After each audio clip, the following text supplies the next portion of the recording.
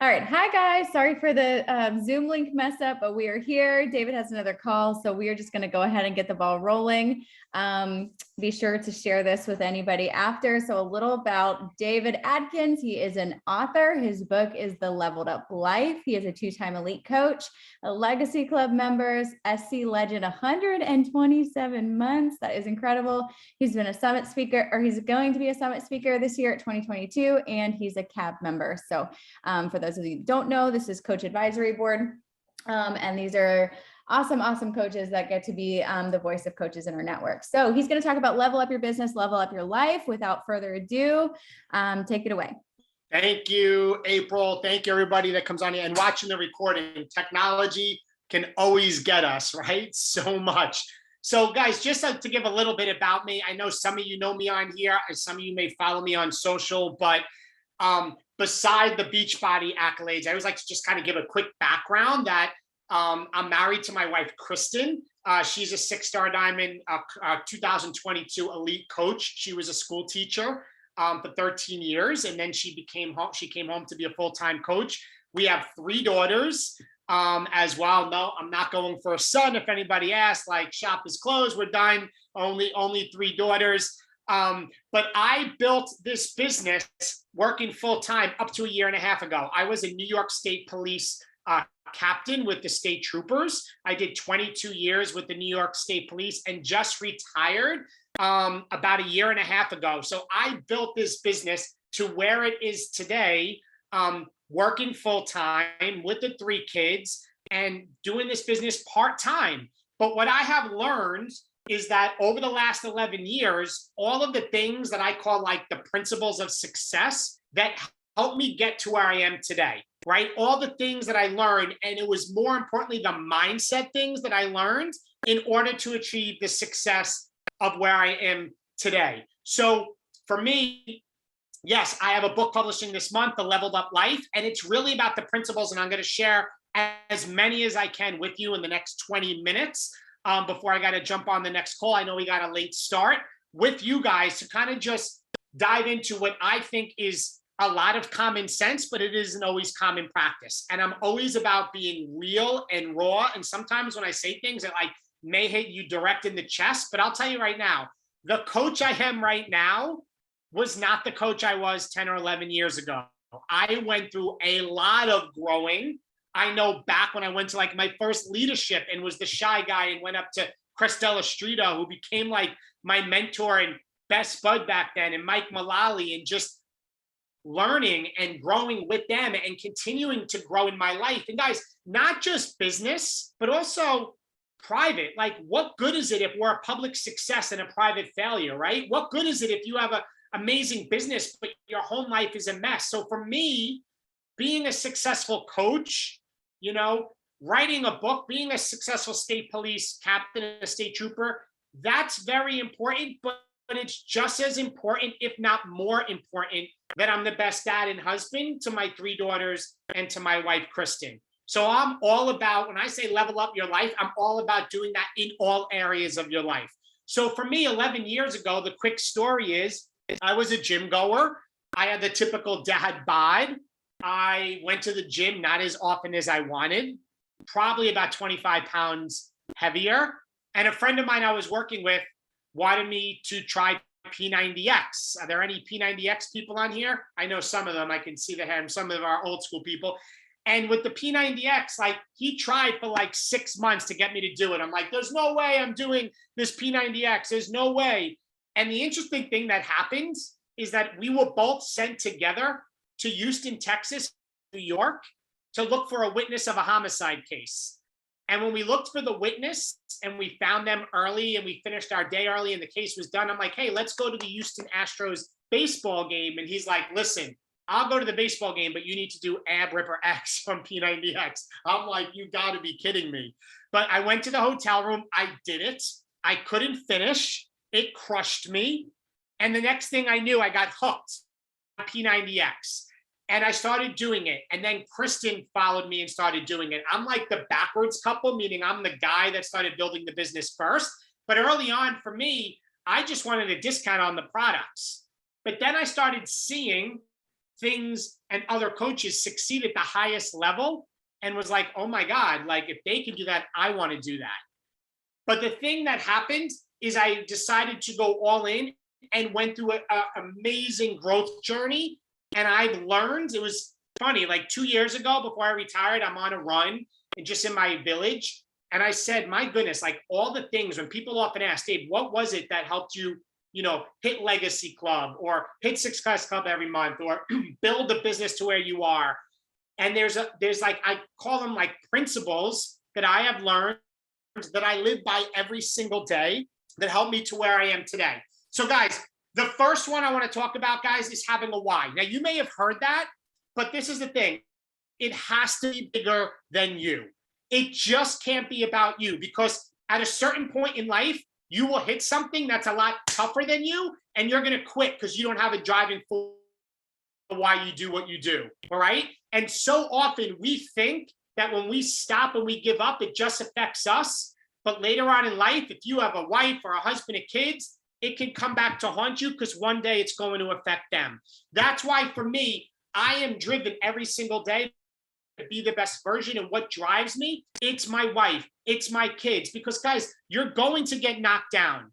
You're going to wake up more days than not where you don't feel like working this business. You're going to be challenged. And if it's just about you saving up to get a car, that's cool and fine. But you have to think bigger than that. You have to understand that except for one tiny speck on this earth, the world is composed of people other than you.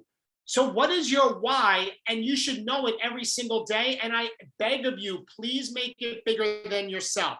Number 2, guys, making sacrifices. Here's the deal. I'm going to be straight up honest. You cannot do the same thing you're doing today and expect your business to be in a different place 30 days from now.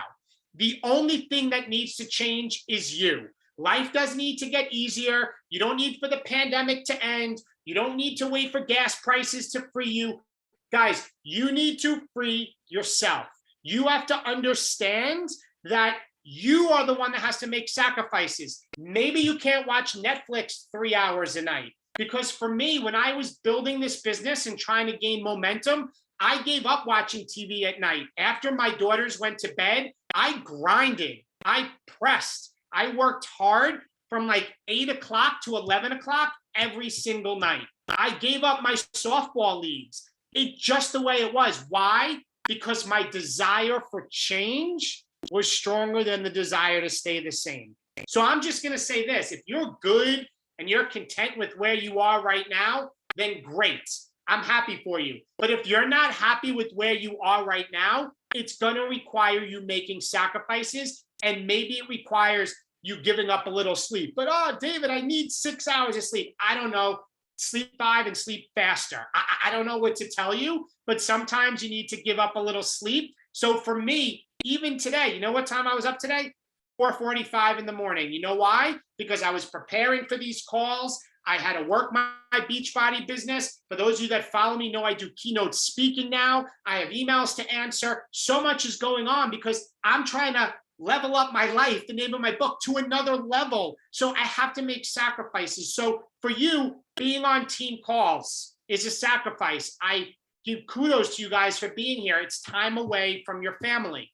Guys, getting to Coach Summit is a sacrifice. But David, I can't get to Coach Summit. I have to watch my kids. Do you not understand that this business can give you more time with your kids and loved ones if you're willing to sacrifice now, right? Sometimes in life, you have to be willing to do what you don't want to do so you can live the life you want to live. I'm going to say that again.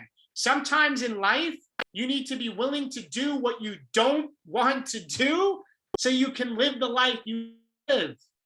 It's not meant to be easy, right? Nothing is easy. You're going to see a Rolls Royce on sale. Success doesn't go on sale. So making sacrifices and getting to Summit, for me, Summit was my aha moment. For me, Summit was when I saw Tommy Migrant on stage, another male leader, that I said, wow, if he can do it, I can do it. Summit for me is when realizing how lonely it gets. in our office at home or working in our bed or on our couch or in between work or doing shopping or whatever you're doing with your family or kids, but realizing how massive an opportunity this is and the energy that you have by being in a room together with all of the people. That's a sacrifice, but I'm telling you, it will pay dividends later. I would have not been able to create the business and life if I didn't commit to, you know what I'm saying? I'm not saying to do this, charge on a credit card my way to my first summit. But that opened my eyes, okay?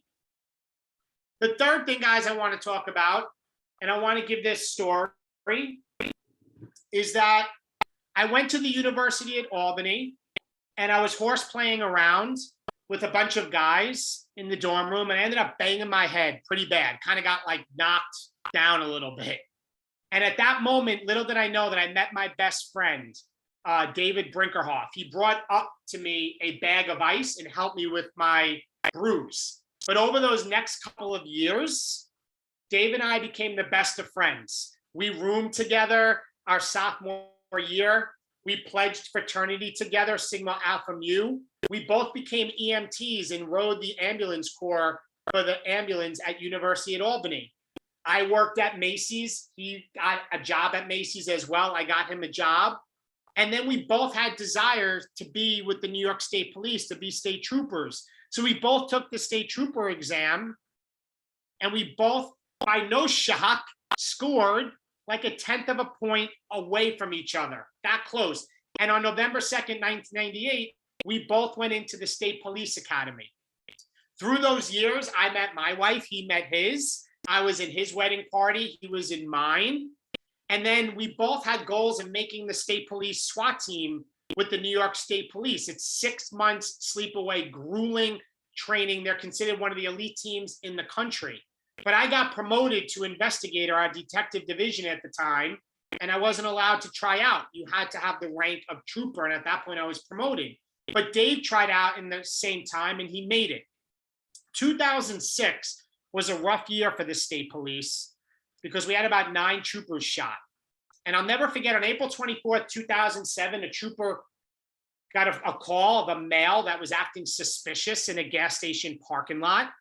And the trooper showed up there, Trooper Matt Gambozo, and the guy pulled a gun out, and little did the trooper know he had a warrant. The trooper didn't know that this guy had a warrant, and he shot the trooper in the chest.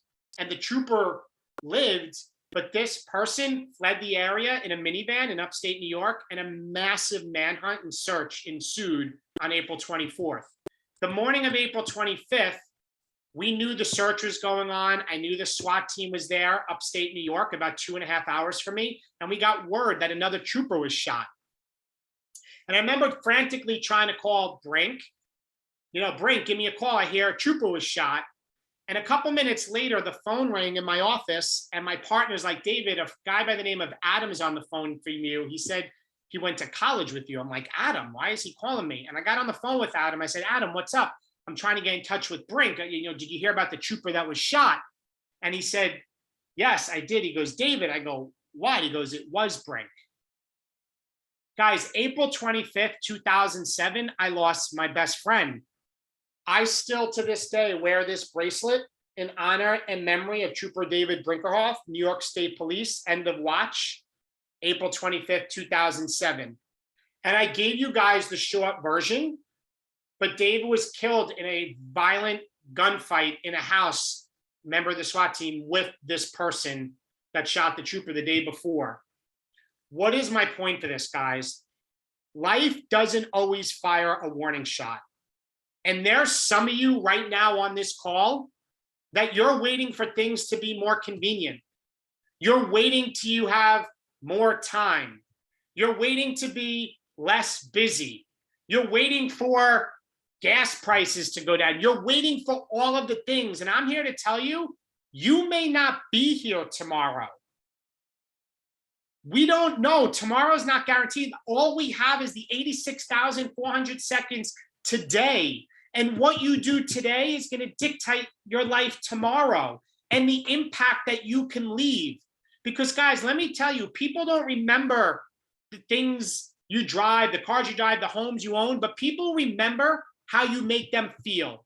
And this business right now, you can change people's lives for the better, because it not only improved my physical health, it improved my mental health. So I need you guys to understand that wherever you are, please don't wait for things to be easier. Today is the day. If you want to hit diamond, today is the day you draw a line in the sand and don't let the start stop you. Today is the day you're going to fuel your faith and starve your fears. Today is the day you're going to recognize that right now, I'm going to finally go after my goals and dreams. And if you need Brink's story to remind you of that, and that only a few days earlier, we were on the phone joking about the Outer Banks, Carolina family trip we were going to take together. And in an instant, next thing I knew, I was crying over his body in the ER, deceased. Then use that. Whatever you need is your anchor to drive you. Remember, life doesn't always fire a warning shot, and you need to go after it. Guys, the next thing I want to talk about is consistency. You have to be consistent every single day, and it's going to take ridiculous amount of discipline. You're going to need to be your own hero, because what you do in the dark when nobody's watching brings you out in the light. What you do when I hang up on this call and we finish in about 7 minutes, what you guys decide to do, are you going to do the business activity tracker? Are you going to hit Success Club? Those things are not happened in public. They are happened by yourself, on your bed, in your room. It's what you do when nobody's watching. And you need to understand, sometimes in life, you need to be your own hero. And sometimes in life, to be consistent, you have to understand that it takes massive amounts of discipline, and more times than not, you're not going to feel like doing it at all. 100%. Guys, another thing is this, please, and guys, each of these points, I'm calling these principles. So having a why, making sacrifices, life doesn't always fire a warning shot, being consistent.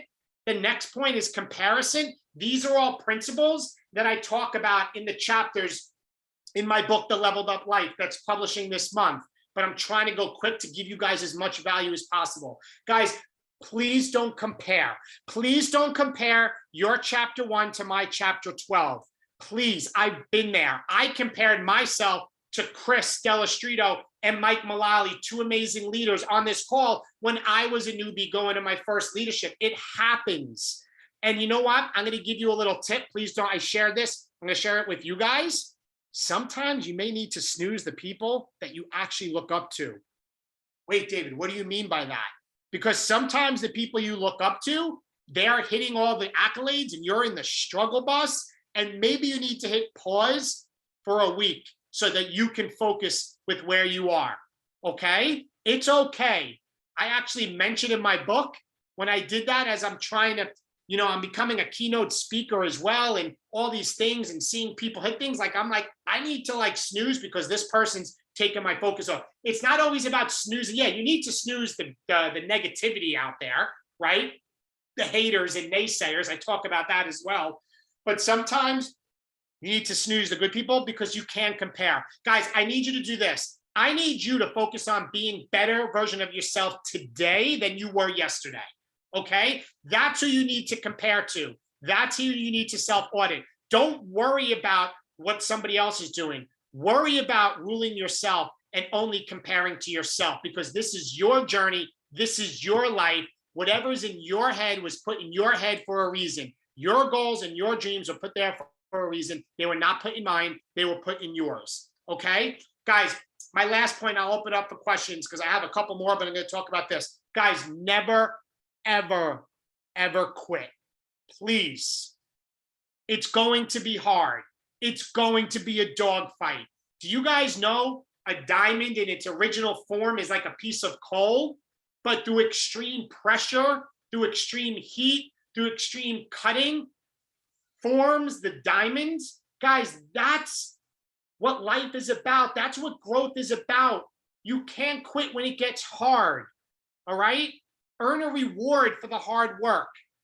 Remember that I'm telling you where you are. There's going to be times you're going to want to quit, but I need you to go back to that why and understand that the struggle bus you have is a lot less painful than regretting later on in your life because you gave up.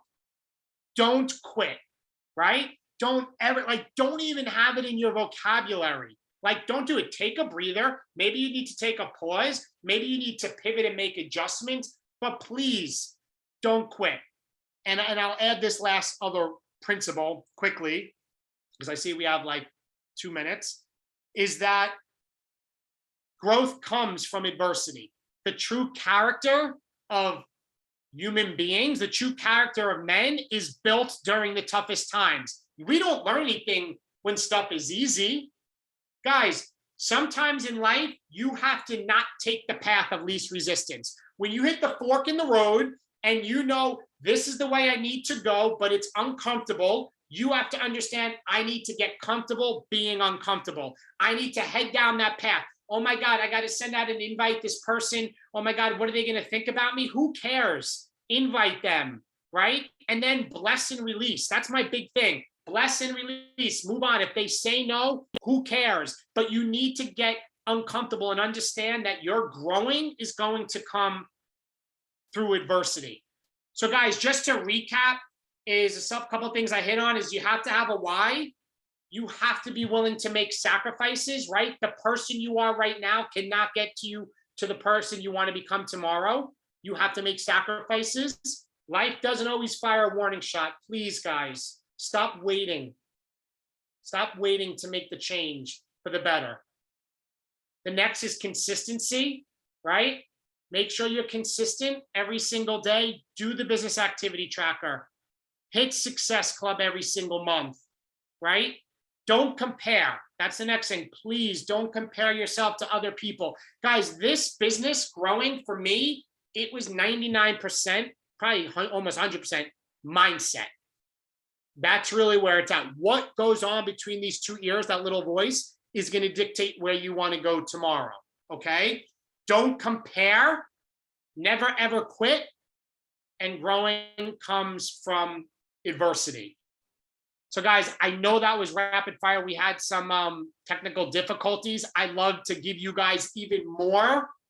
I could take a question or two. I have a minute, and I'm gonna put in the chat the link to opt in. My book is being published this month. When it's available, it's gonna be on pre-order, hopefully this week. If you guys opt in, then you'll get a notification, and I go over all of these principles and more in depth because I want you to level up your life and level up your business. So let me just put it in there, guys. And there you goes the link. Are there any quick questions that I can help anybody on here? I have a quick question. We Fire talked a away. little bit about the struggle bus. Yeah. Obviously, in your career, there's probably been a few times we've been on it. And I know you mentioned mindset, but do you have specific things? I mean, you went over a ton tonight, but So fast.